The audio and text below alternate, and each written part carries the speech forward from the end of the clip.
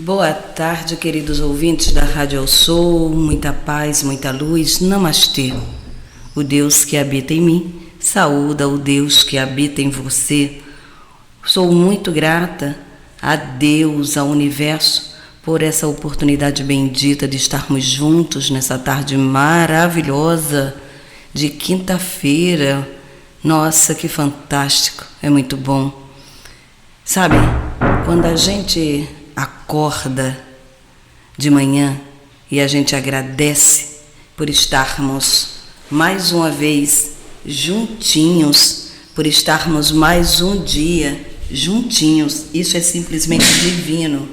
Talvez muitas pessoas acordem e nem se dêem conta da bênção divina que é de estar mais um dia acordado, de estar mais um dia juntos para uma nova etapa na vida, para mais um, vamos dizer assim, um recomeço. Porque cada dia que a gente acorda é um novo recomeço, é uma oportunidade que Deus está dando para a gente. E nessa tarde eu vou trazer para vocês, na nossa programação, nesse programa maravilhoso, nesse programa de luz, através da rádio Eu Sou, eu vou trazer para vocês aqui uma carta psicografada magnífica do garoto João Hélio. Mas antes, eu tenho certeza que muita gente, ela já faz ou já fez muitas perguntas com relação a cartas psicografadas, né? Muita gente continua fazendo a eterna pergunta: o que acontece quando morremos? Deixamos de ser as pessoas que fomos na Terra? Tanta gente tem essa dúvida, né? Será que nós deixamos de ser aquela mesma pessoa que nós fomos na Terra? Mudamos? Será que nós mudamos quando a gente morre? Será que a gente se torna uma pessoa diferente? Lembramos-nos de nossa existência na Terra? Muita gente tem essas dúvidas. Será que eu vou me lembrar da existência que eu já tive na Terra?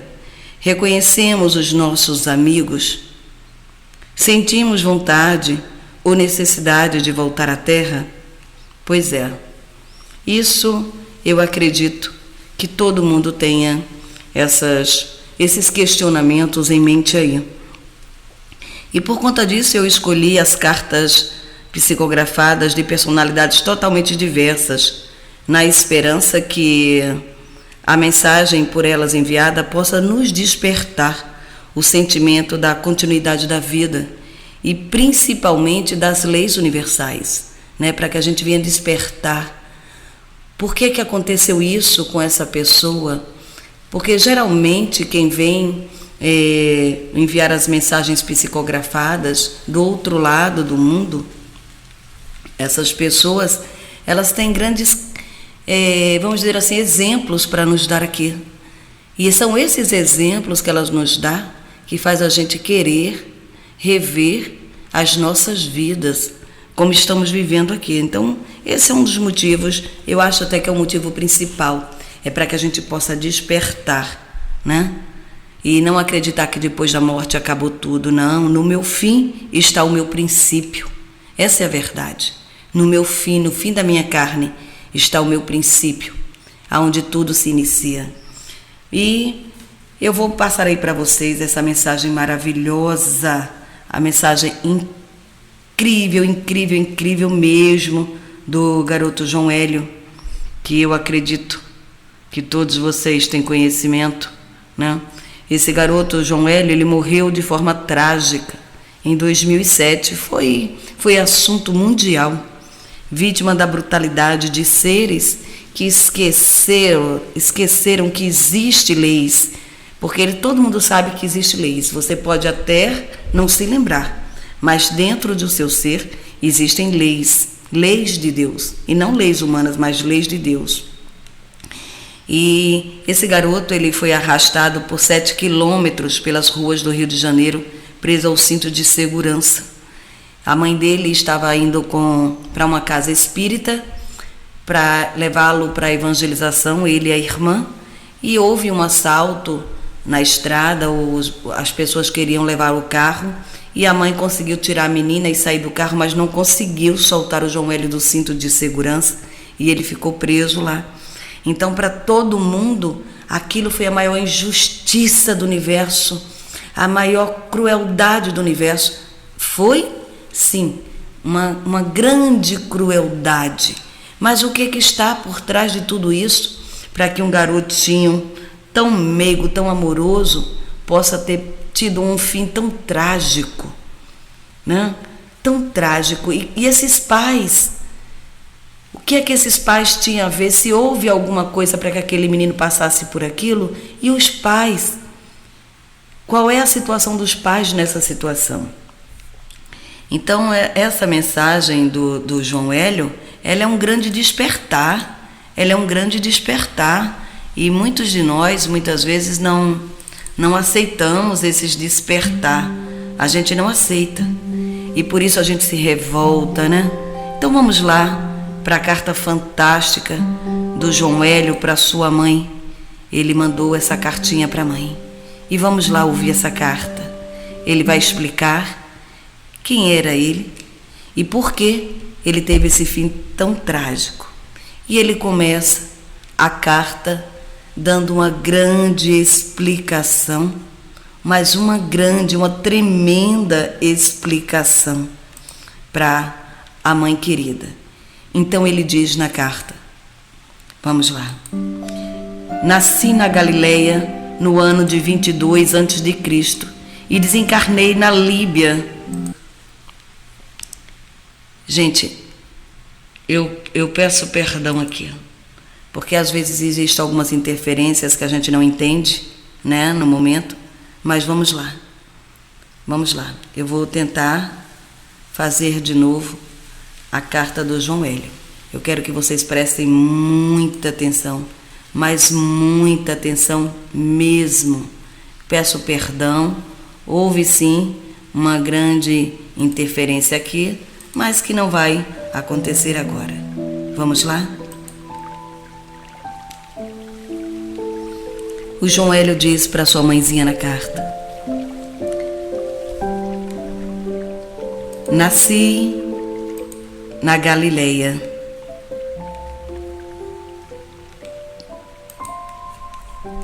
No ano 22 a.C. e desencarnei na Líbia no ano 20 da era cristã. Fui oficial da Legião dos Leões que estava na Líbia, Núbia, como governador de Alcatre. Me comprazia, sentia prazer em atrelar na minha biga, puxada por 2 cavalos velozes, crianças, homens, mulheres, novos e velhos, que eram puxados através da estrada seca e pedregosa daquela região da África. Os corpos se despedaçavam e eu era exaltado pelos meus pares. Morri em combate com tropas egípcias e me deparei em uma região de trevas profundas. Talvez, não sei, talvez uma caverna. Muitos gritos eu ouvi e rostos aterradores me esperavam. Fui levada a um estado de total animalidade por 1500 anos, quando servos de Maria me resgataram. Sendo levado a outro plano, fui aos poucos tendo o meu espírito reajustado, minha mente normalizada e meus pensamentos corrigidos. E então eu compreendi os horrores que eu cometi. Que tristeza, Deus! Por 300 anos permaneci em preparo para a reencarnação e pedia a graça de receber para desencarne o mesmo destino dado por mim aos outros. No ano do Senhor de 2001, após busca incessante por quem me recebesse como um filho, um casal tiranizado por mim aceitou. Reencarnei. Agora, em comoção generalizada, como o irmão Joãozinho, desencarnei e agradeço ao Pai ter me atendido, dando destino igual ao que dei às minhas vítimas. Estou em paz, estou na luz. Resgatei um pouco do meu passado, outros momentos virão. Confio em Deus. Assinado Titus Aélios, que foi a reencarnação anterior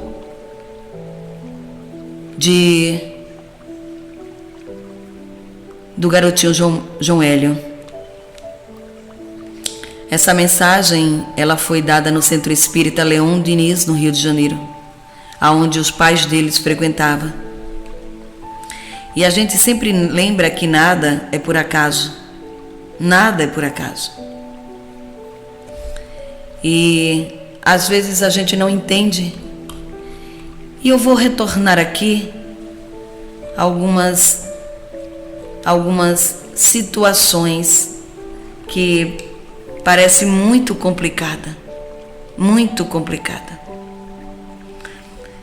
E a gente fala assim, meu Deus, como alguém pode fazer isso com aquela criança? Vamos lembrar aqui na psicografia que o próprio espírito de João Hélio, ele diz que ele agradece ao Pai tê-lo atendido para que ele pudesse receber o mesmo destino ao qual ele deu às vítimas que ele cruelmente assassinou no ano 22 a.C., o qual ele era um governador de Alcatrim, e ele sentia prazer em matar as vítimas dele, prendendo aquelas pessoas naquelas biga. Biga é uma espécie de carroça puxada por cavalos, aonde fica uma pessoa em pé, guiando, e os cavalos, eles açoitando o cavalo, e os cavalos ali correndo, como se fosse uma grande corrida. Então ele disse que puxou homens, mulheres, crianças, não importava se era jovem, se era velhos, todos eram puxados naquela estrada seca e cheia de pedras daquela região da África. E ele descreve que os corpos eram despedaçados. E ele era exaltado pela multidão que ficava achando o máximo aquela diversão cruel, desumana. E quando ele desencarnou, nessa época, ele foi parar nas regiões profundas de trevas, na escuridão, devido ao campo energético dele, está totalmente destruído pelo mal. A mente dele totalmente perturbada, a mente dele totalmente distorcida, sem compreensão. Mas ele conta isso. Então ele foi parar depois da morte, porque se você tem atitudes aqui, você cria em volta de você um magnetismo que vai te levar, depois da sua morte, para uma região, de acordo com aquele magnetismo que está em você, de acordo com aquela condição emocional que você está, de bem ou de mal. Então, se você está em uma condição de mal, de uma pessoa infeliz, de uma pessoa revoltada, de uma pessoa cheia de culpa, de uma pessoa cheia de ódio, de uma pessoa perversa, Você está envolto em uma frequência vibracional baixa. E você vai acabar se deparando nas trevas, aonde é chamado de umbral pelos espíritas, no limbo pelos católicos, né? Mas você vai parar em uma região de dor que tem a ver com aquilo que está dentro de você. Ele mesmo descreve que ele não sabia nem que região era aquela, se era uma caverna ou sabe lá o quê. Então ele descreve que ele ouvia muitos gritos e rostos horrorosos que estavam ali esperando ele. Eram as vítimas daquela situação. E eles estavam lá, esperando ele. Esperou, não importava quanto tempo aquelas pessoas iriam esperar, porque nem todo mundo perdoa. Se todas as vítimas tivessem esperado ele, mesmo assim, outras pessoas que não foram vítimas deles estariam lá para cobrar o tormento da maldade dele. E ele descreve que ele ficou nesse local, nessa zona aterradora, horrorosa, nessa zona terrível, né? Ele ficou nessa zona umbralina em um estado de animalidade, praticamente com aparência animalesca, porque perde a forma. Cada pessoa que comete um mal, que ele se destrói na maldade, ele perde a forma, ele perde. E muitas vezes as pessoas falam assim: olha, eu vi um monstro rodando na minha casa. É um ser espiritual que perdeu a forma. Como muita gente fala dos lobisomens, são seres espirituais que perderam a forma no mal, e as pessoas entendem que é alguém que está aqui na terra que virou lobisomem, mas não existe isso. É um ser que perdeu a forma, que perdeu completamente a sua forma. E ele vira. Você pode perder a sua forma de diversas formas, de diversas maneiras. Você pode se transformar em um monstro, você pode se transformar em um animal, mas você vai perder a forma humana. E para você adquirir de novo essa forma humana, vai passar algum tempo, muito tempo. E ele descreve que ele ficou nessa forma animalesca por 1500 anos. Foi através da misericórdia da Legião de Maria que vai nas zonas de sofrimento para resgatar espíritos que estão lá, que tem que ter a misericórdia divina para tirá-los daquele lugar. Então a Legião de Maria vai nessas zonas abismais, são zonas abismais, são abismos no fundo da terra. E só seres com muita iluminação, como os anjos, os arcanjos, eles são capazes, como o próprio Jesus, são capazes de entrar nessas zonas para resgatarem essas almas que estão lá totalmente desajustadas e que já perderam a forma humana. Então ele foi levado através da Legião de Maria para um outro plano. E aos poucos ele foi tendo consciência, foi entrando em um estado de reajuste espiritual. A mente dele foi se normalizando, os pensamentos foram se corrigindo. Foi quando aí que ele começou a compreender os horrores que ele cometeu. E na psicografia ele diz: que tristeza, Deus. Então ele percebe aí toda a misericórdia divina e o despertar dele para o bem. E ele ainda diz que por 300 anos ele permaneceu se preparando para a reencarnação. Gente, 300 anos se preparando para uma reencarnação.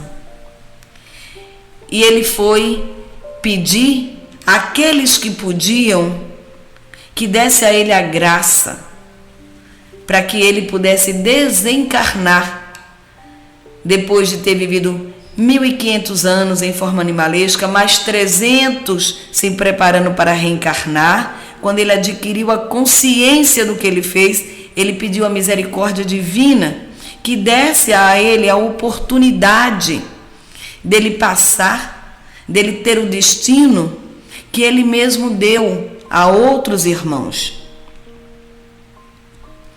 Então, ele começou uma grande busca de pessoas que quisessem recebê-lo como filho. Mas a carga era pesada, porque as pessoas saberiam, aquelas que iriam receber ele como filho, saberiam o porquê dele desencarnar, e ele teria que desencarnar daquela forma, e talvez a maioria não estivesse preparada para perder um filho de uma forma tão terrível, tão dolorosa. Então não aceitavam.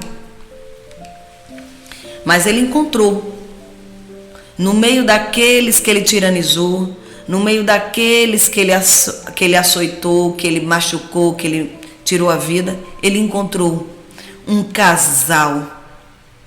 E esse casal aceitou, com a luz divina dentro do coração, que esse casal maravilhoso, cheio de amor e preparadíssimo no amor do Cristo, aceitar, receber aquele algoz chamado Titus Aélios como filho amado.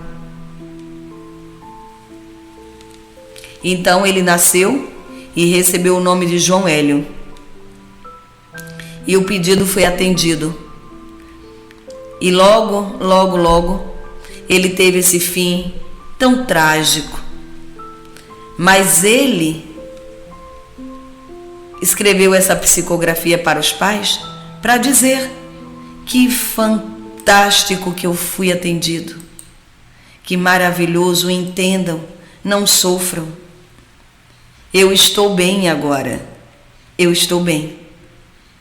Que maravilhoso, isso é simplesmente fantástico, ele dizer que ele está bem.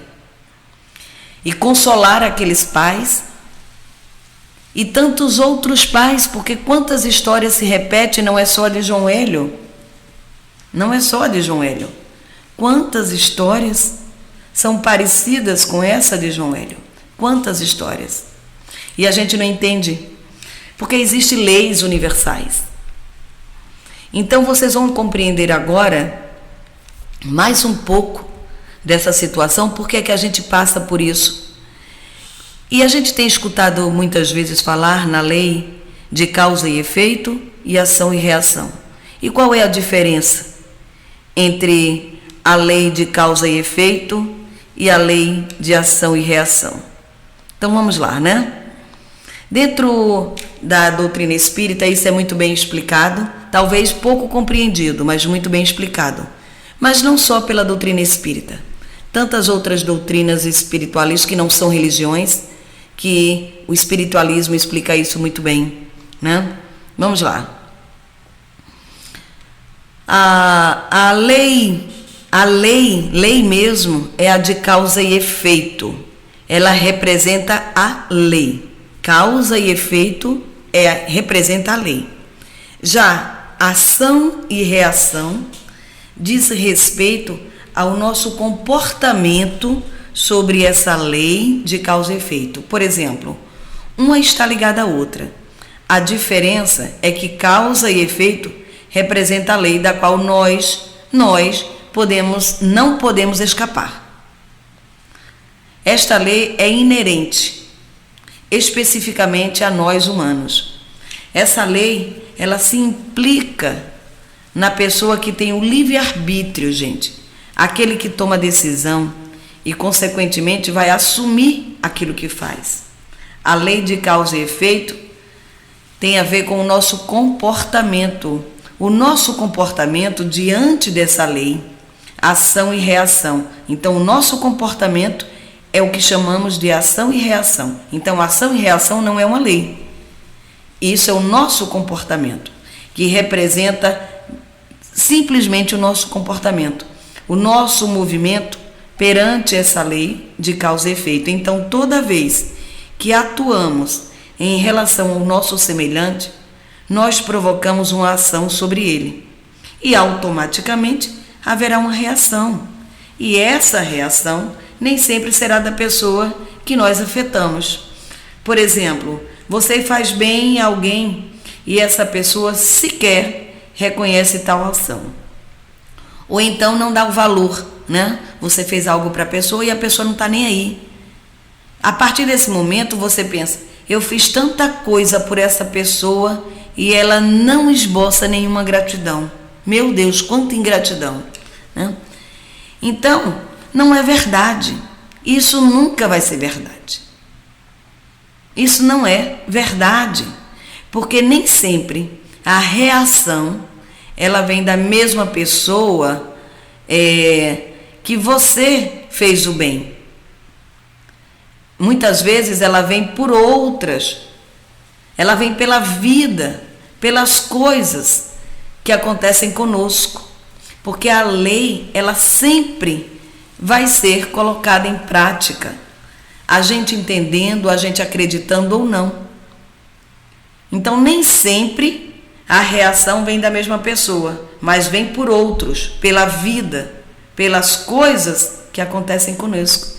E vale a pena lembrar que o oposto também acontece. Por exemplo, a partir do momento em que desejamos prejudicar alguém, muitas vezes, preste muita atenção nisso, muitas vezes a reação pode não vir daquela pessoa que você prejudicou, que nós prejudicamos. Porém, a pessoa pode querer se vingar, isso é um fato. E a vida cobrará, mas a reação pode vir de outra pessoa. A vida, de alguma maneira, cobra aquela reparação. Em um dado momento, seja ele qual for, aquilo que tiramos de alguém, que subtraímos de alguém, a vida irá subtrair de nós. A vida irá tirar de nós. É a típica lei de ação e reação ou de causa e efeito. Entendeu isso? O exemplo, a lei de causa e efeito e ação e reação. Em resumo, vamos fazer aqui, né? Causa e efeito. Eu fico irritado por algo que outra pessoa me fez. E sem afetá-lo, eu fico com raiva e dou um murro na parede. Até esmurrar, eu sou livre para escolher. Depois que eu golpeio, 2 dedos da minha mão sofrem fraturas. Nada mais eu posso fazer. Então eu terei que passar pelos efeitos naturais que a vida me oferece, ou seja, a recuperação. Não sou eu quem determino. Eu passo a responder pela reação da vida. Isso é a lei de causa e efeito. Eu escolho. Depois sou obrigado a assumir. E qual é a influência de dessas leis em outras reencarnações? Porque existe uma influência, né? Estas leis que podem ser aplicadas tanto individualmente, essa lei ela pode ser aplicada, as cartas psicografadas vêm mostrar isso. No caso do João Hélio, essa lei foi aplicada individualmente. No caso das tsunamis, dos terremotos, dos edifícios que desabam, como o edifício Joelma, que tem aí no nosso canal a psicografia do Volkmar, daquela jovem que era datilógrafa que trabalhava lá. Então ela se aplicou de forma coletiva. São trazidas de reencarnações anteriores pessoas para a reparação. Por exemplo, quando uma pessoa trabalha, produz e não prejudica ninguém, porém sempre lhe acontecer algo, aquilo dali é alguma reação. Isto é um desafio, isto é um obstáculo que ela deverá enfrentar em decorrência de experiências passadas. Então, você pode ter que passar, a lei pode ser aplicada individualmente, ou ela pode ser aplicada coletivamente. Quantas vezes a gente vê essa lei ser aplicada? Quantas pessoas que estão ali naquele mesmo lugar, e naquele mesmo lugar foi um encontro, pessoas que não deviam estar lá, que não moravam lá, supostamente não tinha nada a ver com aquilo, mas elas estavam lá naquele mesmo lugar. Por exemplo, pessoas que são levadas para morar na mesma cidade, e naquela cidade tem um risco muito grande de desabamento de uma represa, como nós vimos aí. Pessoas que foram levadas para trabalhar lá, pessoas que eram de outros estados, mas foram trabalhar tudo ali. Então, elas foram direcionadas para ali, porque coletivamente, no dia que houvesse a necessidade, essa lei seria aplicada para todos. Então, é o que a gente chama de desencarne coletivo, mas nada mais é do que a lei de ação e reação, causa e efeito, sendo colocada em prática. Está entendendo? Isso pode ocorrer em funções de experiências anteriores, em que nós não soubemos aproveitar como lição. Então, dentro de nós, lá no inconsciente, existe aquela lacuna que deve ser aprendida, alterada, modificada. A vida lança experiências para que possamos lutar, aprender a expressar as motivações de transformação, né? Então a vida vai lançar experiências para que a gente possa aprender a nos transformar. E no contexto da coletividade, vamos dizer assim, o contexto da coletividade, nós vemos, por exemplo, vou dar aqui um exemplo, hoje a questão de prejuízo em diversos setores. No setor da segurança, da saúde pública, da economia, tudo isso representa experiências coletivas que necessitam paciência, que necessitam fraternidade, que necessitam aprimoramento, para que nós possamos de alguma maneira ajudar os outros. Quantas vezes a gente nasce em um local extremamente pobre ou vai morar em um local extremamente pobre? Ali está ali uma necessidade daquele ser que foi habitar ali, ou para se reajustar ou para ajudar, né? E a gente, na nossa vaidade, sempre acha que é para ajudar. Quando é para resgatar, a gente diz que é o outro. Quando é para ajudar, a gente diz que é a gente, né? Mas quem é que sabe? O importante é que a gente tem que tirar um bom aprendizado dali. O problema é que nós não sabemos nos amar. Nós não sabemos nos ajudar. Então Deus permite que aconteça. Deus não manda, Ele permite que aconteça certas limitações, certos freios, para que nós aprendemos na escassez a ajudar o próximo. Então, como se aplica a lei de causa e efeito quando o espírito desencarnado está em estado de obsessão e de perturbação? Porque essa lei também é aplicada. Então, quando o desencarnado sofreu com a nossa agressão, com o nosso descaso, ele criou um vínculo conosco de rebeldia pela nossa insensatez. Por exemplo, você fez descaso com o sofrimento de alguém, né? Olha só, sofreu com a nossa agressão, com o nosso descaso. Quando a gente agride profundamente alguém, que a gente ali leva anos agredindo alguém, ou psicologicamente, emocionalmente, né? Torturando psicológico ali.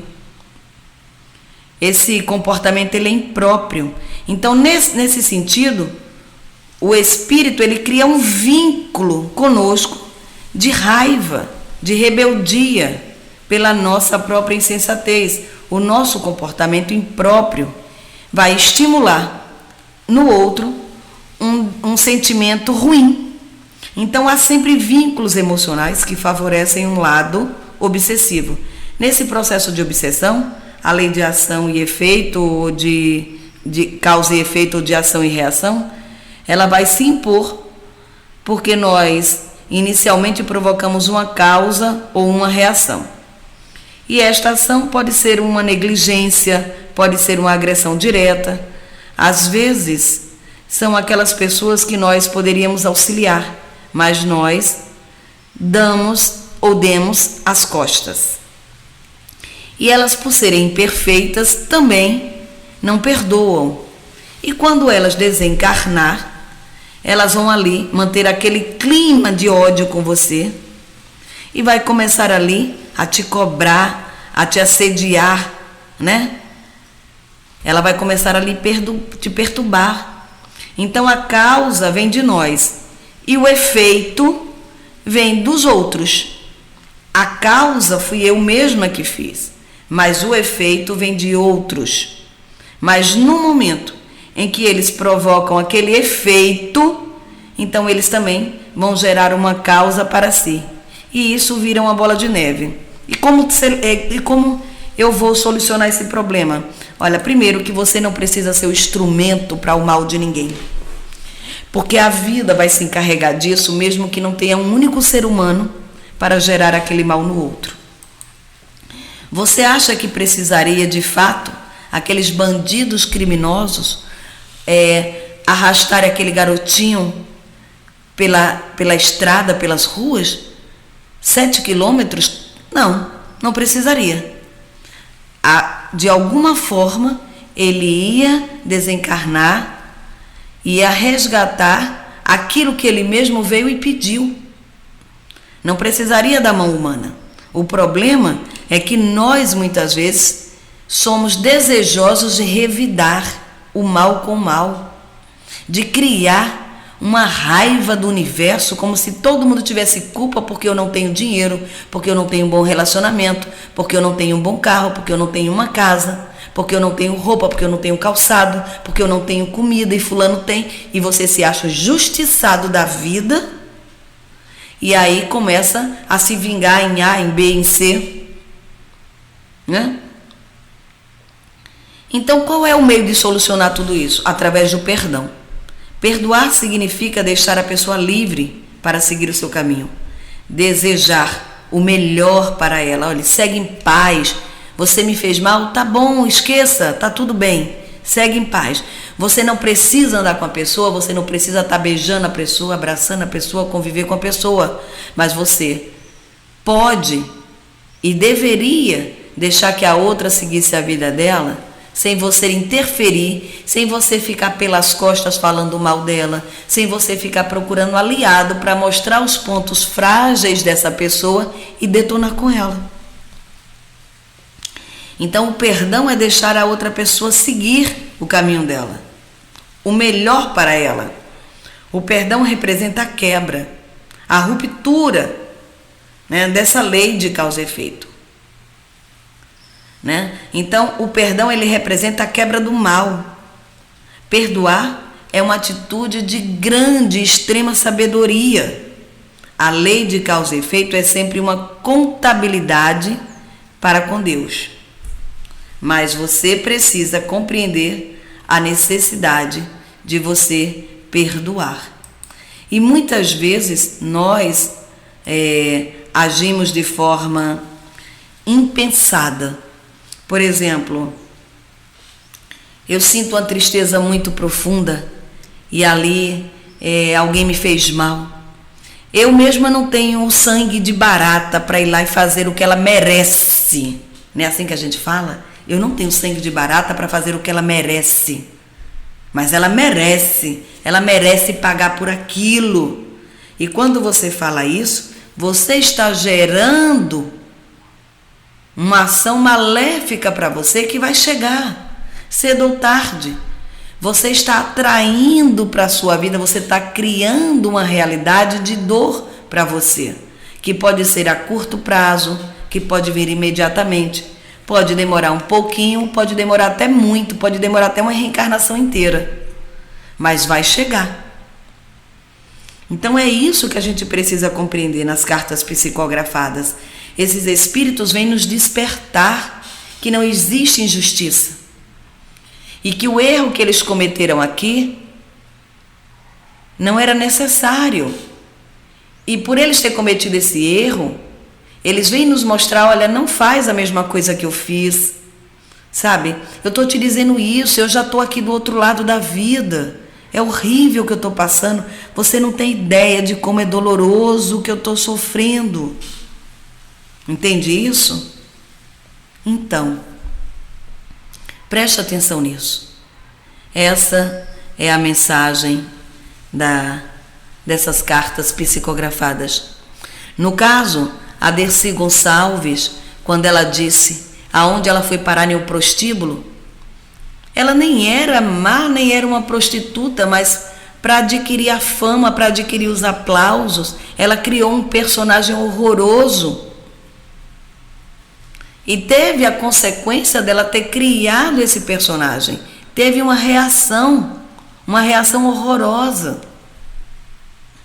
Mas sempre deixando muito claro que nós temos o poder, nós somos super-humanos e temos o poder de mudar tudo isso. De mudar, mas mudar de verdade, sabe?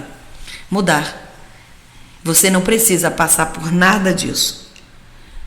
Você pode muito bem perdoar, trabalhar no bem, dar o seu melhor para o universo, porque se ao invés de, a não ser que você tenha pedido, se você pediu por aquilo, aquilo tem que ser respeitado.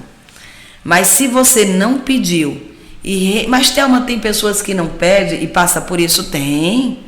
Porque você vai ter que receber a ação daquilo que você gerou. Mesmo que você não queira, aquilo vai vir. Mas se você tiver um comportamento diferente, se você se tornar aqui uma pessoa benevolente, uma pessoa compreensiva, sem julgamento, sem crítica, sem apontar a falha do outro, sem o tempo todo fofocar e ver o fofocar no sentido maléfico mesmo, de ver o mal do outro o tempo todo, sabe? De desejar o mal para o outro. Ah, mas eu não desejo. Será que nós não desejamos? Se nós não desejamos, por que está chegando até nós as coisas?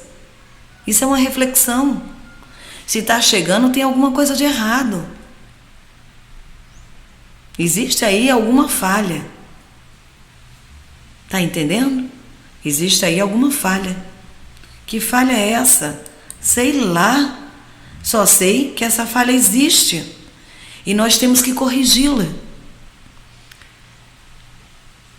Por exemplo, às vezes você vai sofrer um acidente e naquele acidente você sai ileso. Nada acontece com você. Você sai de um acidente que todo mundo diz, meu Deus, não tem como a pessoa sobreviver. E você sobreviveu.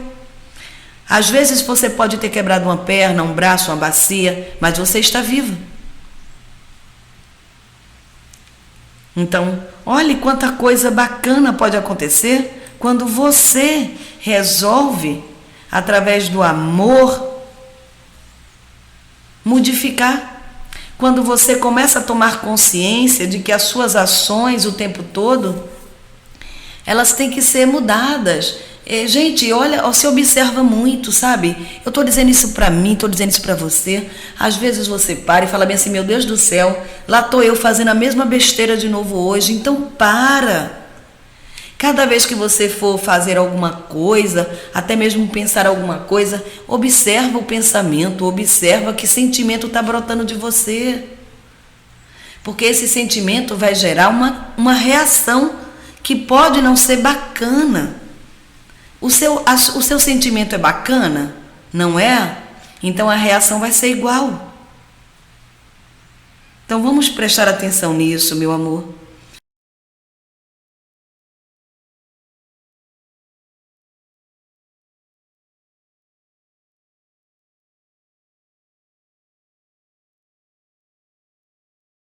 Paz e luz para vocês que estão me ouvindo agora.